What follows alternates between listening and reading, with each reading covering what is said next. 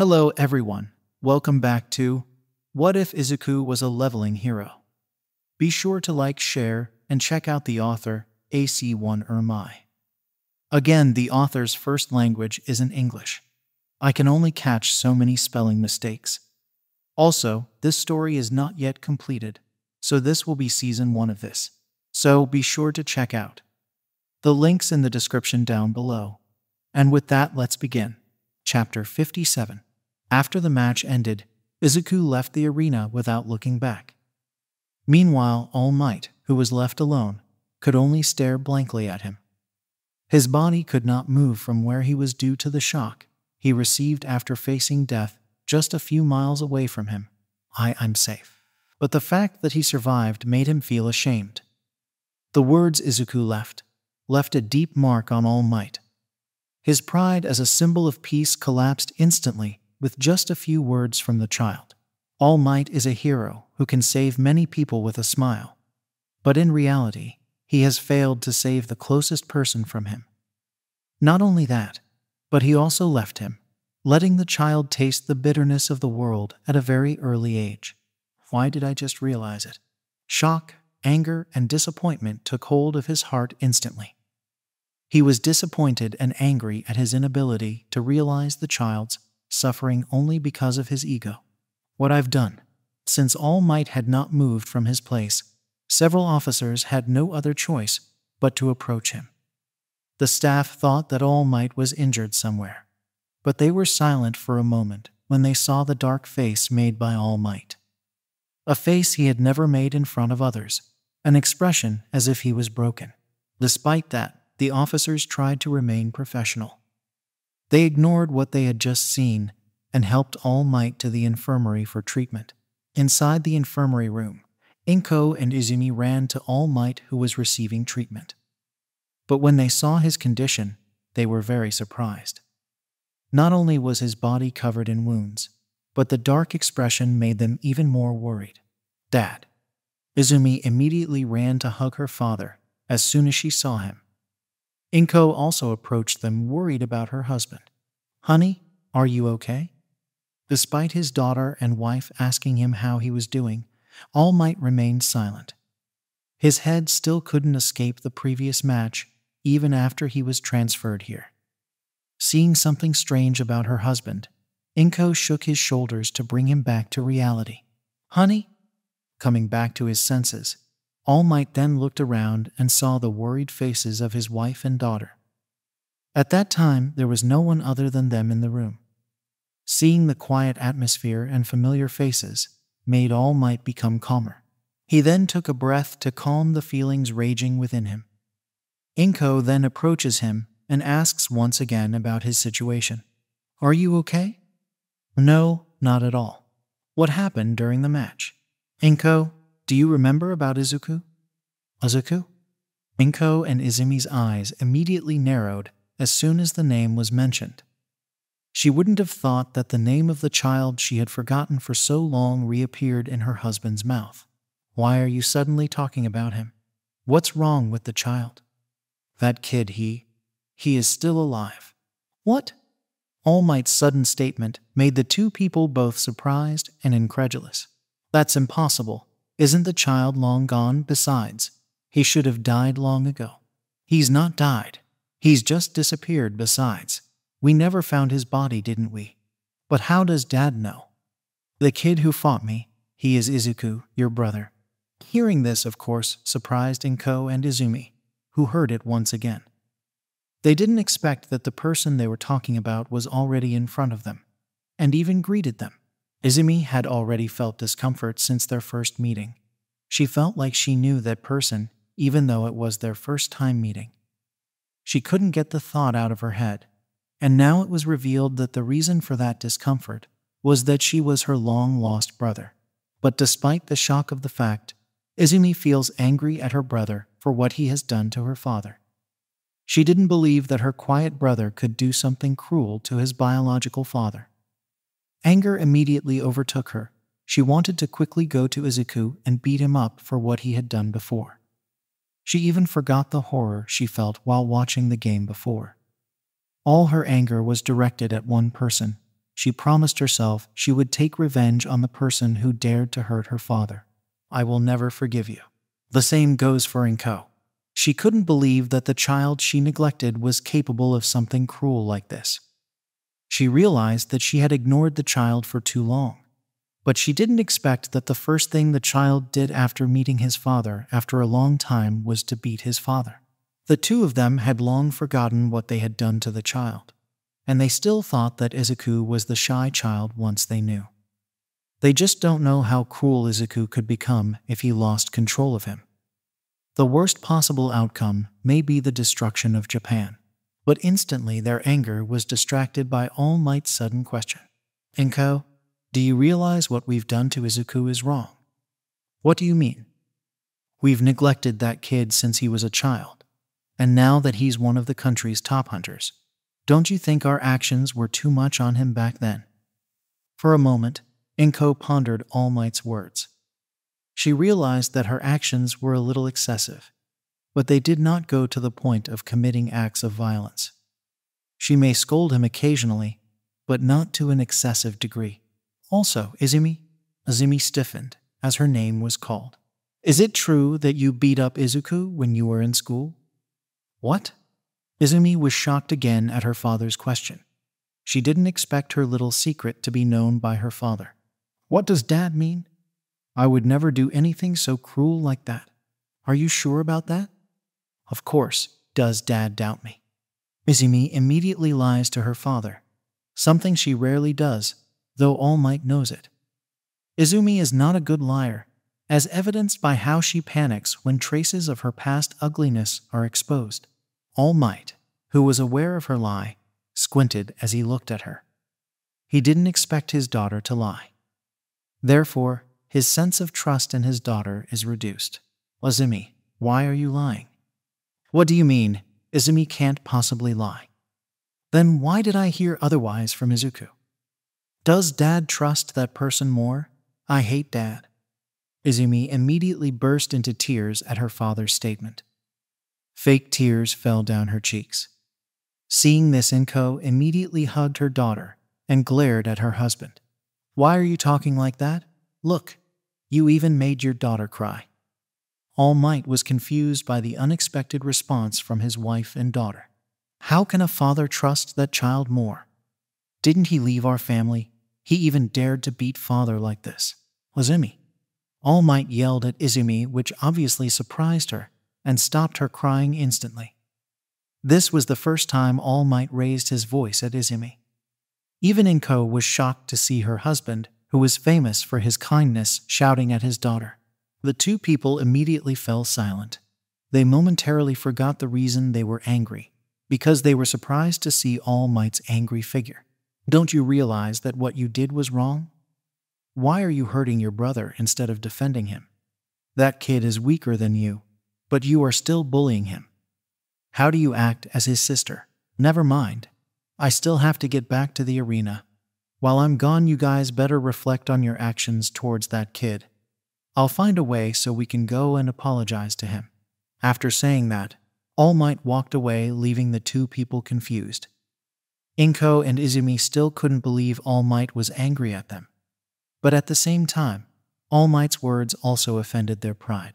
The two people were the people who hated Izuku's existence the most. Besides the two of them seeing Izuku as an eyesore, they see Izuku as nothing more than a weak burden that bothers them. They didn't imagine that Izuku would grow up to be such a strong and respected person. This, of course, hurt their pride. Even though All Might had warned them to self-reflect, they couldn't. Their hatred for Izuku is way too much for them to apologize to him. The end of the match between All Might and Izuku also signifies the end of the competition between hunters and heroes. As a closing event, all participants were asked to return to the arena. But some faces are not seen. Except for Mirko, Yumiko, and Endeavor, who were still unconscious, Izuku was nowhere to be seen. Some people were curious about where the youngest hunter had gone. But regardless of his presence or not, the event continued without any problem. After the event was over, Ikaru, who was also looking for Izuku, approached Toya, the person most likely to know about the boy's whereabouts. Todoroki, do you know where Izuku is? Izuku? No, I haven't seen him since the match ended. Is that so? Ever since he watched Izuku's match, he has been feeling worried.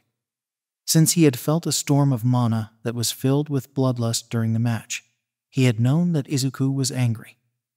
Ikiru could tell that because he had seen him go out of control once, which led to a massacre in the dungeon. This, of course, made him worry. He was afraid that the incident he saw back in the dungeon would repeat itself. But his worries were in vain when he felt the bloodlust stop suddenly, and shortly after Izuku walked away. Then I'll look for him. I'm afraid the child will look something terrible. Wait, Ikiru-san, let me look for him. Are you sure? You said you don't know where he is? That's true, but I might know where he is. Really? Ikiru doubted Toya's words for a moment. But considering how close the two of them were, it wouldn't be strange for Toya to know where Izuku might be. Then I'll leave it to you. Bring him to my office as soon as you find him. Sure, I'll make sure to drag him there. After the event ended, most of the people had left the stadium, and so did the participants. Toya, who was asked to look for Izuku, did not immediately return to the dormitory, but he visited the Dawn Guild office. He didn't go to Izuku's office, but instead went to the dungeon division section. He approached one of the officers who was working there. The officer was quite surprised to see one of the guild's higher-ups' faces approaching him. He frantically immediately bent down to greet him. Hey, are there any dungeons being raided today? Ah, yes, please wait a moment, sir. The officer immediately searched his computer, and it didn't take long for him to find the result. There are 3 dungeons to be raided today, and all of them have been ordered by the Vice Guild Master. Okay, send me the location of those dungeons. Yes, sir. The officer immediately sent the data as requested by Toya. The officer was a bit curious as to why Toya asked for the dungeon location that had been ordered, but he didn't question it further. As soon as Toya got to the location of the 3 dungeons, he immediately headed to the nearest dungeon from their location. As soon as he arrived, there were already several people standing guard in front of the dungeon. The people who served there also wore signs with the sword and sun symbols indicating they were members of the Dawn Guild. A dividing line had also been set up so that no ordinary citizens would approach the dungeon's location. Toya casually walked towards the dungeon and was immediately stopped by the agent on duty there. Wait, Hunter Todoroki, I'm sorry, but you can't enter. Why did the Vice Guild Master ask you to prevent others from entering? No problem. That person doesn't get angry easily. Let me talk to him. Sir. Toya ignored the agent and walked right in.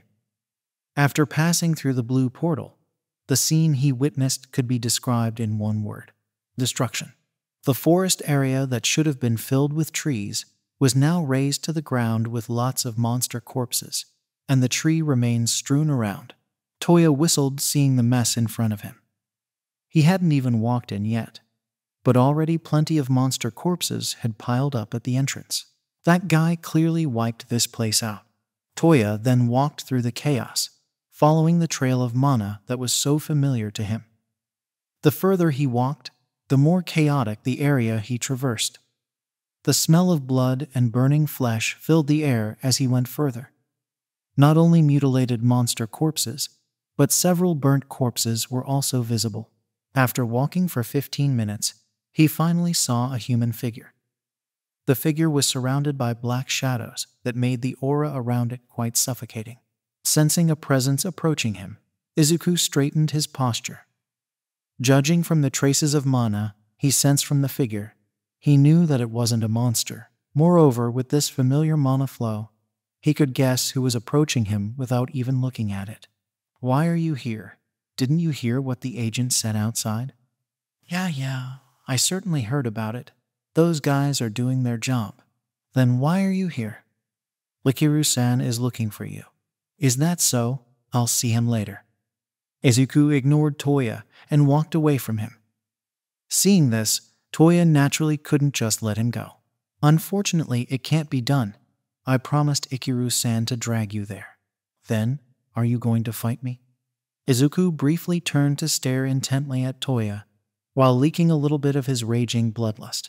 Toya flinched slightly, as he felt such an intense killing intent. But he quickly regained his composure and smiled at Izuku. Well, if it's anything necessary.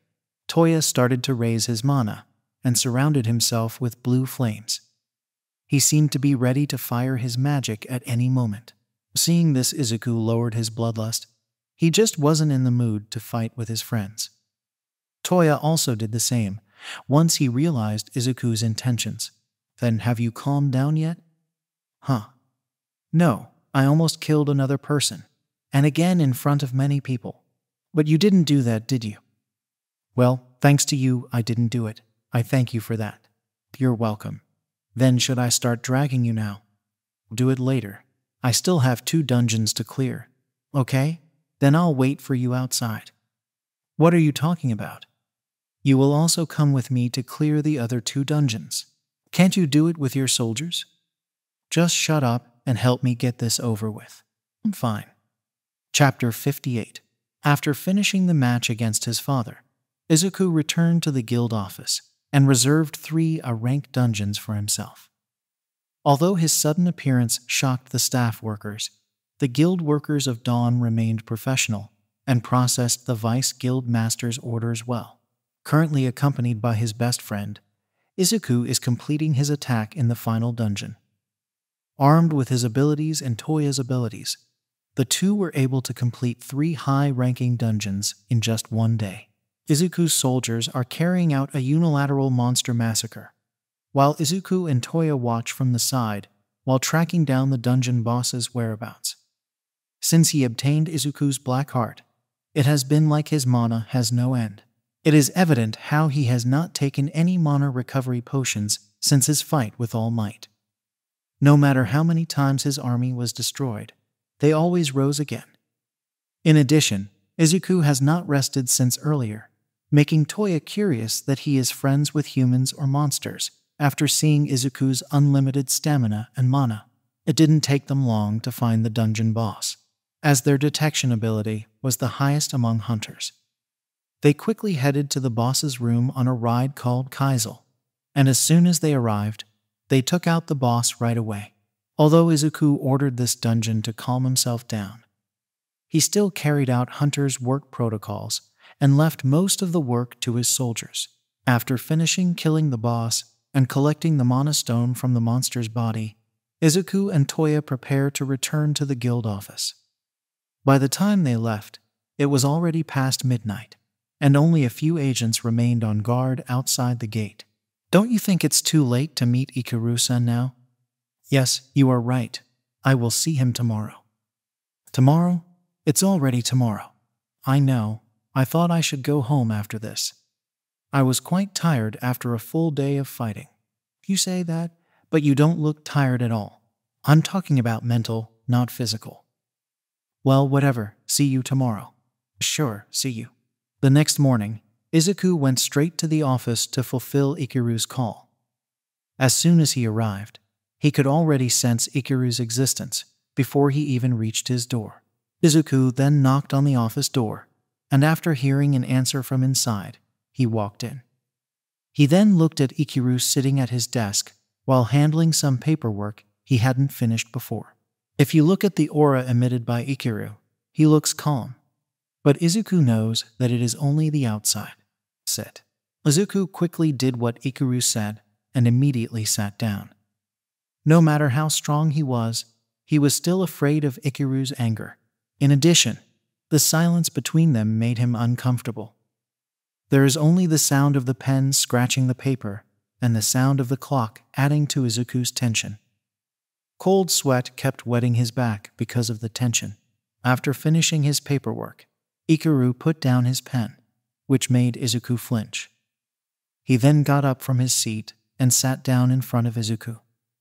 He looked at the child sitting tensely in front of him and couldn't help but sigh.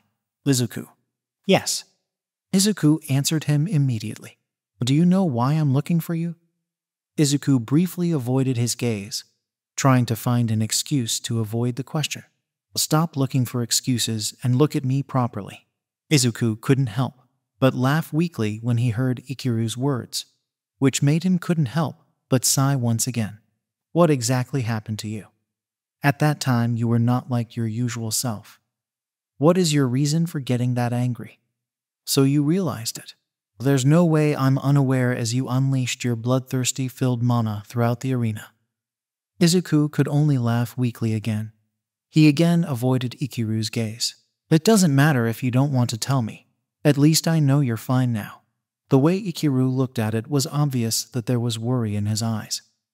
It is very different from his former family, who can only look at him with contempt and hatred. This made Izuku bitter thinking about this treatment gap. Rather than his family, Ikiru is hundreds of times, no, thousands of times better than them. Ikiru's figure is like a father figure to him. A feeling of guilt immediately hit him. He felt bad for hiding the fact of his birth to the person he considered his father. So Izuku is determined that there are no more secrets. No, I'll tell you. Finished saying that, Izuku began to tell him about his family background that he had been hiding. Starting from the fact that he is the son of hero number 1 and how he is treated in his family. While listening to Izuku's story, Ikiru couldn't hide his surprise. He kept putting on a serious expression as well as dumbfounded. He didn't believe that his apprentice was the son of Hero No. 1 all time alone. He even stopped the story in the middle because he was too surprised by the fact that he had just heard it. Wait. So you mean all this time you were All Might's son? And that you were also tortured by your family? That word might be a bit too much, but broadly speaking, then yes. For a moment, Ikiru groaned while holding his head and tried to protest the information he had just received. He felt a reality he knew collapsed, revealing a dark history he shouldn't have known. Ah, damn it. I didn't expect Izuku's past to be this complicated. And now I feel bad for him for thinking he's upset just for losing the competition. Ikiru does think that Izuku didn't show up at the closing ceremony because he was upset about his loss. Of course, he immediately dismissed the thought of knowing the child's personality. But that didn't change the fact that he had thought about it. On top of that, he also remembered his remark to Izuku the other day alluding to his sour complexion, and took it as feeling nervous and even teased him. Izuku, I'm sorry for what I said to you that day, and sorry for doubting you. It's fine. Everyone would think the same if they were in your situation. Ikiru then smiled as Izuku easily accepted his apology. He knew the kindness of the child, unlike his family who only saw it based on one fact. Thank you for that. I understand your situation, and I also understand your reasons for doing that. But I still have to punish you for indiscriminately attacking the 3 gates that should have been scheduled. Even though Izuku's story invites the sympathy of anyone who hears it, apparently that doesn't apply to the guild master. It seemed Izuku's strategy of avoiding punishment with sympathy had failed. Izuku then averted his eyes and laughed awkwardly as his plan was discovered. He then looked back at Ikiru, resolving his heart to accept whatever punishment he was given. Well, as your punishment is, to give the opening speech at my wedding. For a moment Izuku doubted his ears. He looked at Ikiru with confused eyes, and Ikiru just smiled back. Wedding? Did I hear that right? Yep, you heard right. I'm getting married soon. Izuku couldn't help but cover his mouth in shock. He was torn between happiness and surprise. He then looked again at Ikiru, who still had a happy smile. Then what could be the bride? Yes, I already proposed to Kyoko the other day. Hearing this, Izuku violently calmed himself down. He looked back at Ikiru after he calmed down a bit. Izuku and a few of their comrades had thought this would happen, but the sudden statement still took him by surprise. For some reason he felt unfair. It felt like his tactics were turning against him. Well, first I congratulate you on your wedding, but shouldn't the one giving the speech be the family? Yes, you are right, but as you know, none of us have family. I am an orphan and Kyoko only has a grandma who is old, and she can't stand up too long. For a moment Izuku was confused as to whether this could be classified as a punishment or even as an honor for him. He doubted whether he deserved this. Well, since you must be thinking the other thing, I will tell you this. You are more than just a comrade for us. You are Izuku, and everyone in Dawn is family. Do you remember that? Hearing this, Izuku felt stupid to himself. How could he forget that, even though he said Dawn was his family? Looks like the reunion with his family still bothers him a bit in some way. Fine then, I'll gladly accept this punishment. That's what I want to hear from you. Several days passed after Ikaru and Izuku's meeting. Ikaru has also shared the happy news regarding his marriage with his co-workers, which of course was greeted with cheers and congratulations for him and Kyoko. Leaving aside the good news about the two people, one person seemed to be suffering from having to work in an office to deal with the chaos it caused. Izuku was having a headache from the number of requests for interviews. Currently, the media pages are filled with talk about the competition between hunters and heroes that was held recently. Discussion on this topic is always hot in the media, which is always a trend on the internet, especially assuming Izuku's absence during the closing ceremony. This took a toll on Izuku's reputation, but he didn't care about that. For Izuku, people are free to think about themselves, but it's also his right to ignore or care about what they say. He didn't really care what others said to him, but he still had to take care of this since the guild's reputation was also at stake here. I really don't want to appear in front of the media. Izuku frustratedly ruffled his already messy black hair. The guild master had also decided to drop his hands on this matter, but only by complaining that the problem would not be solved. He slowly began to plan a press conference to solve this problem. The day after, Izuku held a press conference in front of the guild office, and he explained the reason for his absence at the closing ceremony by saying that he was badly injured after fighting Hero No. 1. Some journalists believed him, but of course, some thought it was just an excuse to cover up his weakness because he lost to All Might. Izuku hardly cared about people's reactions, but even so, he did well anyway. He gave an answer that would not be exaggerated and would not bring down his guild's reputation as Guild No. 1 in Japan. Even so, people's attention did not get distracted from the match. The spectators were very impressed with how the participants struggled. Everyone was watching the match, and there wasn't a single Japanese who didn't know, yes, everyone, even those who were in the dark though. Somewhere unknown, a man with many medical aids attached to his body was staring at the monitor screen in front of him. The man was watching the footage of the last match between All Might and a young hunter named Izuku with a big smile on his face. Instead of being amazed by All Might's victory, which many people are always proud of, he is more amazed by the ability of the child who is his opponent. His figure of being able to control the Black Army that emitted a threatening aura perfectly matched the image of a demon king in his image. Well, All Might, you have an interesting little opponent. As the man watched, another man wearing a white robe walked up to him from behind. The man in the robe was also watching the same screen, showing All Might's victory across Japan. Until when do you want to watch the tape? I can't help but be amazed after seeing the abilities of these hunters. After all, don't you think their abilities might be useful for our project? While I have to admit the abilities of awakened people do interest me, I might do a bit of research on that though. By the way, doctor, is that already done? Well, just a little more adjustment, and he will be done. I see. Then should I tell the boy to start the preparations? If that's what you want. A smile returned to the man's face as he recalled his only student's face, which was filled with hatred. Also, another smile forms as he looks back at the screen, where he stopped him just as Izuku was about to launch a potentially lethal attack on All Might. If I'm not mistaken, that kid's name is Izuku, isn't he? I think some interesting things will happen in the future. And with that, I'll see you all in the next part. For those who are interested, we have a Discord down below. Be sure to aim for the stars, drink plenty of water, and for us to cause chaos. With that, take care until next we see each other again.